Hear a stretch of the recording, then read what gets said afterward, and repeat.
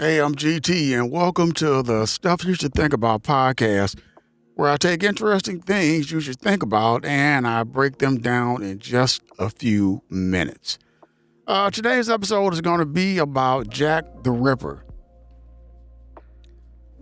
This is an unidentified serial homicide investigation. It's about Jack the Ripper. The active period was August to November 1888. Location is Whitechapel District, East End of London, United Kingdom. Officially unsolved cold case. In the autumn of 1888, the impoverished Whitechapel District of London became the epicenter of one of the most notorious and elusive murder investigations in criminal history. A perpetrator, subsequently dubbed Jack the Ripper, via correspondence sent to media outlets, terrorized the British capital through a series of brutal homicides, targeting vulnerable women. Despite extensive police canvassing, forensic advancements over the subsequent centuries, and thousands of generated theories, the true identity of the assailant remains unknown, cementing the case as criminology's most famous enduring mystery. While the broader Whitechapel murders file encompasses up to 11 distinct incidents between 1888 and 1891, modern historians and law enforcement generally attribute a specific cluster of 5 homicides to the primary suspect.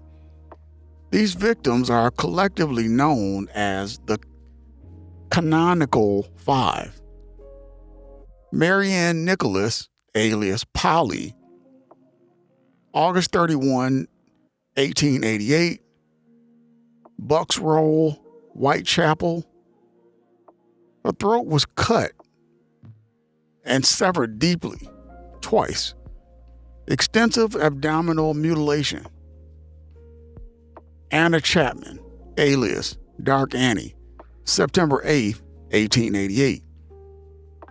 Backyard of 29 Hanbury Street, Spitalfields. Throat severed, abdomen completely open, portions of uterus removed. Elizabeth Stride, alias Long Liz, September 30th, 1888. Dutfield's Yard, Burner Street, St. George's in the East. Throat severed, no abdominal mutilation.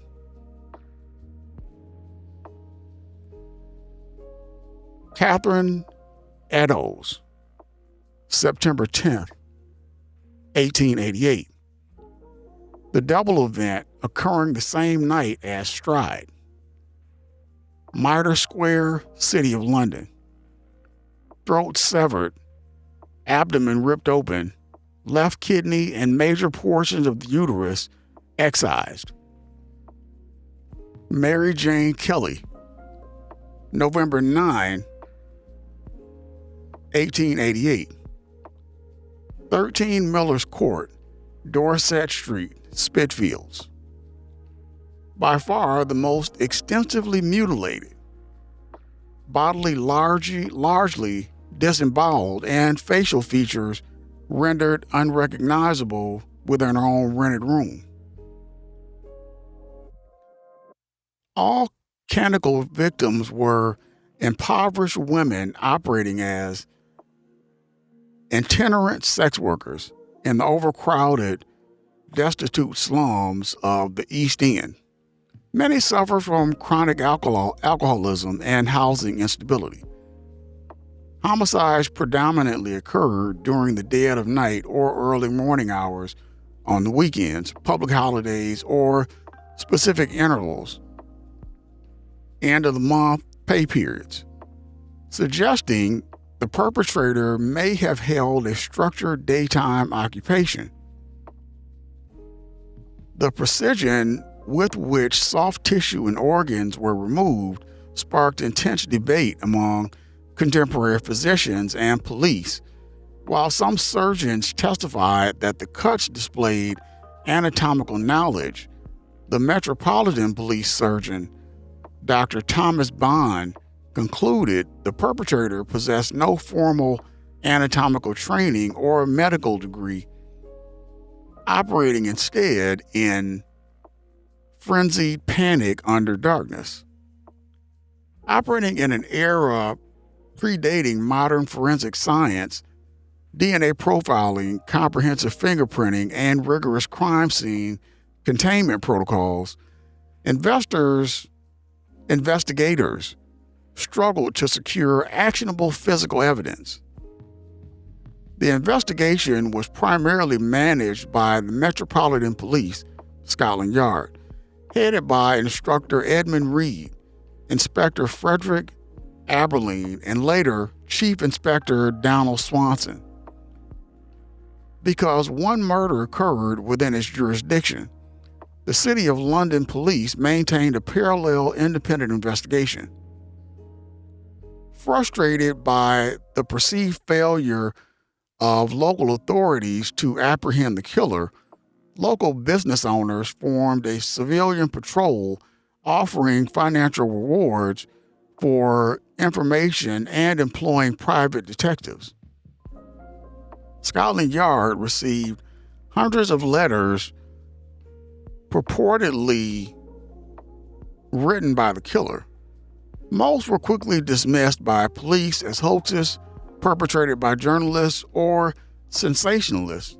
However, a small subset, most notably the Dear Boss letter, which coined the Jack the Ripper moniker, and a package containing half of a preserved human kidney addressed to George Lusk of the Vigilance Committee, remain subjects of serious, albeit inclusive, scrutiny.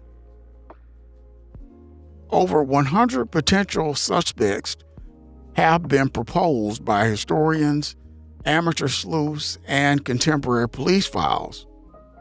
Prominent individuals frequently cited include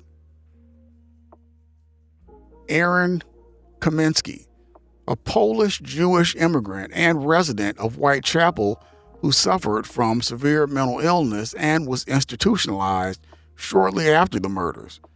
He was named as a prime suspect in police memoirs, such as those of Sir Robert Anderson. A controversial 2014 DNA study claimed to link mitochondrial DNA from a shawl associated with Catherine Endos to a descendant of Kamiński, though the mythology faced significant scientific peer critique.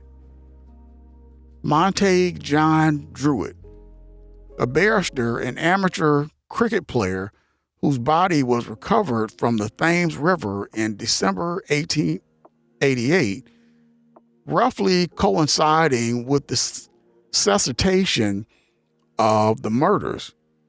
Inspector Melvin Magnatin identified him as a strong suspect in the 1894 private memorandum.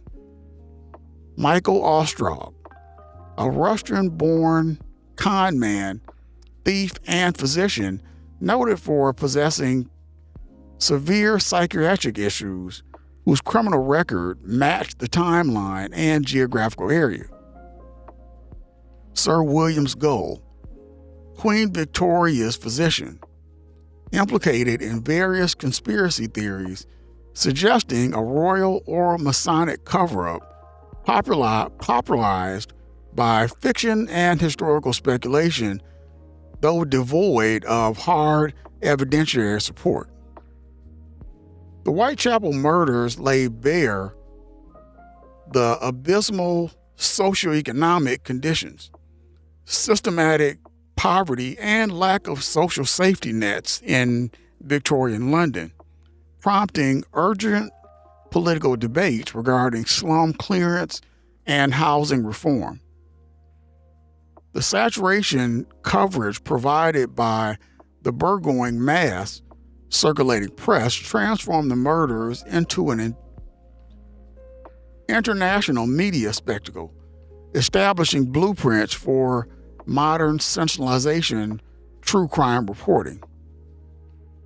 The investigation marks one of the earliest documented instances of law enforcement attempting to utilize behavioral analysis and psychological profiling, most notably Dr. Thomas Bond's post-mortem profile of the killer's habits and likely persona. Thanks for listening to The Stuff You Should Think About. If you enjoyed this episode, leave a comment wherever you listen to podcasts. And don't forget to follow the show. It really helps the podcast grow.